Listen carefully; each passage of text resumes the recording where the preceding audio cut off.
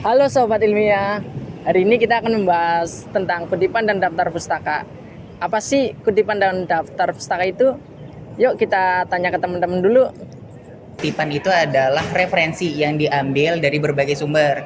Itu baik daripada menurut para pakar, menurut para ahli, ataupun kita ngambil dari referensi buku. Nah, kalau daftar pustaka itu adalah cantuman daripada kutipan-kutipan yang telah kita ambil dalam satu penulisan ataupun karya tulis. Itu sih menurut aku sih, Kak. Daftar pustaka itu yaitu referensi bagaimana cara kita mencari atau mencari referensi dari buku-buku, internet dan lain-lainnya. Sedangkan kalau kutipan itu diletakkan di awal atau di akhir tulisan.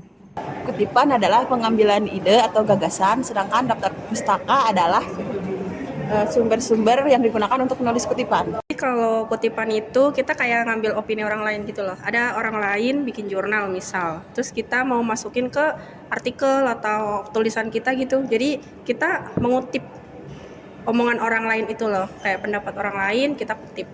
Tapi harus diberi keterangan juga. Nah kalau daftar pustaka itu semacam ngambil kutipannya itu dari mana sih gitu. Misal kita ngambil salah satu kalimat nih buat dikutip. Nah terus kutipan itu dari jurnal apa, dan di daftar pustaka dimasukin nih nama jurnalnya sama autor jurnalnya juga, kayak gitu sih. Kalau menurut Mbak gimana? Sama sebenarnya seperti Mbak Ra. Jadi kalau kutipan itu seperti kayak sumber. Dari mana sih kita membuat artikel itu dibuat kalau tidak ada sumbernya. Jadi mau bagaimanapun kita cara membuat artikel pasti ada sumbernya. Bagus-bagus ya pendapat mereka. Bersama kelompok 9 mari kita bahas lebih lanjut lagi.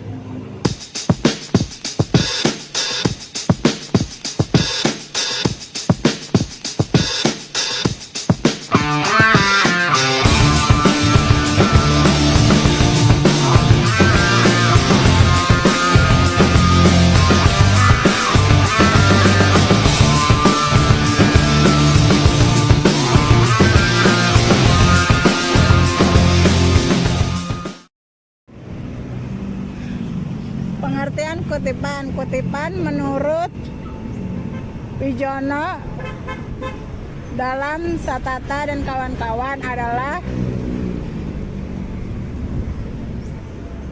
salinan kalimat, paragraf, atau pendapat dari seorang pengarang atau ucapan orang yang terkenal karena keahliannya, baik yang terdapat dalam buku jurnal, baik melalui media cetak atau elektronik.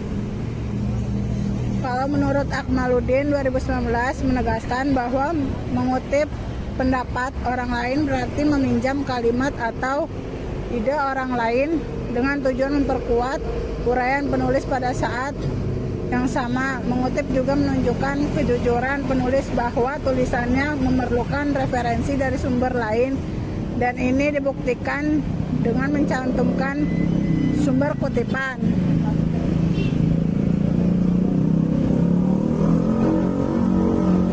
Fungsi dari kutipan adalah 1. Mendukung argumen, 2. Menghindari plagiarisme, 3. Menunjukkan wawasan luas penulis, 4. Memberikan kesempatan bagi pembaca untuk verifikasi.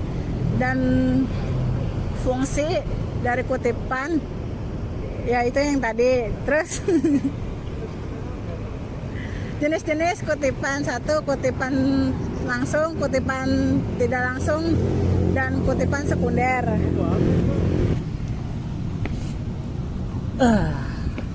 Kutipan langsung. Kutipan langsung adalah penggunaan kata-kata atau kalimat dari sumber lain secara persis seperti yang tertulis dalam sumber aslinya.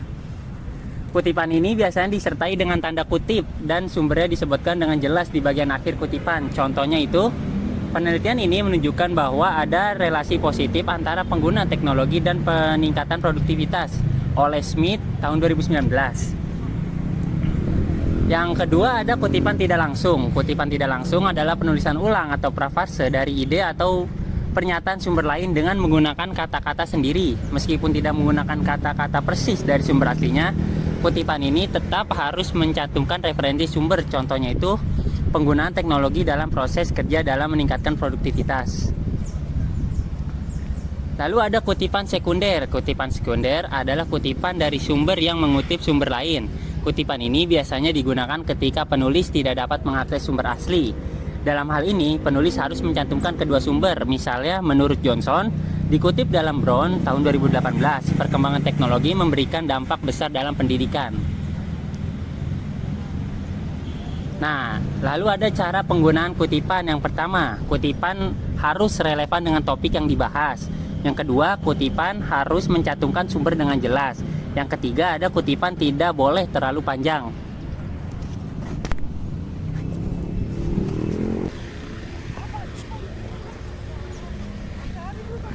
Pengertian daftar pustaka.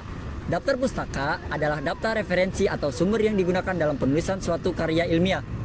Daftar ini berisi informasi lengkap tentang sumber-sumber yang telah dikutip atau dirujuk dalam teks, seperti nama penulis, judul karya, tahun terbit, penerbit, dan halaman. Menurut Mulyana pada tahun 2018, daftar pustaka adalah bentuk tanggung jawab akademik penulis untuk menghargai hak cipta dan memberikan kredit kepada penulis asli. Adapun fungsi daftar pustaka, yang pertama, memberikan kredit kepada penulis asli. Yang kedua, memudahkan pembaca melacak sumber. Dan yang ketiga, menunjukkan penelitian yang luas dan mendalam. Berikut adalah teknik daftar pustaka. Ada APA Style, MLA, dan Chicago Style. Untuk APA Style atau American Psychological Association, format yang digunakan adalah penulis, inisial nama, tahun, judul buku, penerbit. Untuk MLA atau Modern Language Association, format yang digunakan adalah penulis lengkap, judul buku, penerbit, tahun. Dan yang terakhir, Chicago Style, format yang digunakan adalah penulis lengkap, judul buku, tempat terbit, penerbit, tahun. Perbedaan utama pada style-style tersebut, untuk apa? Mencantumkan tahun lebih awal. Untuk MLA, mengutamakan nama lengkap penulis. Dan yang terakhir, untuk Chicago, mencantumkan tempat terbit. Jadi untuk kesimpulannya, kutipan dalam daftar pustaka adalah komponen penting dalam penulisan akademik yang berfungsi untuk menjaga integritas, kredibilitas, dan kejujuran akademik. Kutipan memungkinkan penulis untuk mendukung argumen mereka dengan data dan pendapat dari sumber yang terpercaya.